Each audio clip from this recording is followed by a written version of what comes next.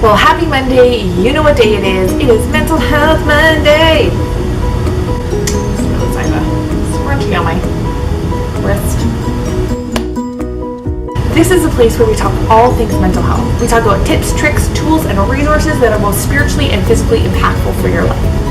Now, we are told our entire lives that we are what we eat. And we know that what we eat is really connected to our physical health. But what we don't always realize is that what we eat is also connected to our mental health. Let me explain. There's this thing called the gut-brain axis, or the GBA, if you will. And it's essentially the communication path between our gut and our brain. We have our central nervous system, but we also have something called the enteric nervous system. There's about 500 million neurons in your gut that are sending messages to your brain. So essentially, your brain is sending messages to your gut, and your gut is sending messages to your brain. And anything that's going to be sending messages to your brain probably going to have some kind of impact on your mental health. So why is gut health so important to your mental health? Well, there's this hormone called the 5-hydroxytryptamine, or serotonin. And 90% of it is produced in your gut. They're actually prescribed something called SSRIs, or selective serotonin reuptake inhibitors. And it's basically used to increase the functioning of serotonin between neurons. Okay. So we know that that's important. And if 90% of it is developed in our gut, we know that we need to pay attention to this. You know when you eat something really, really yummy and you get that warm, fuzzy feeling in your brain? That's serotonin making you feel that way. What you're actually putting in your body is information.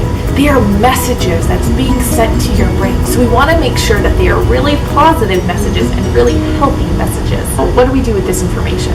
How do we improve our gut health so we can in turn improve our mental health? Again, this is such a broad topic, but we just need to understand that there is a link between our gut health and our mental health. Now, I'm not a dietitian, and I'm not going to give you a long list of things that you need to change about your diet, but I am just going to give you a couple tips and tricks.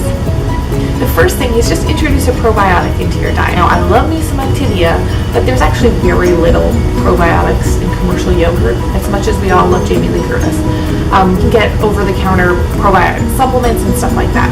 Another, if you don't want to get into supplements and those kind of things, because I'm not the biggest fan either, you can introduce more fermented foods into your diet. So things like kefir or pickled cabbage, pickles, like anything that's fermented will help improve the good bacteria in your gut and send more positive messages to your brain.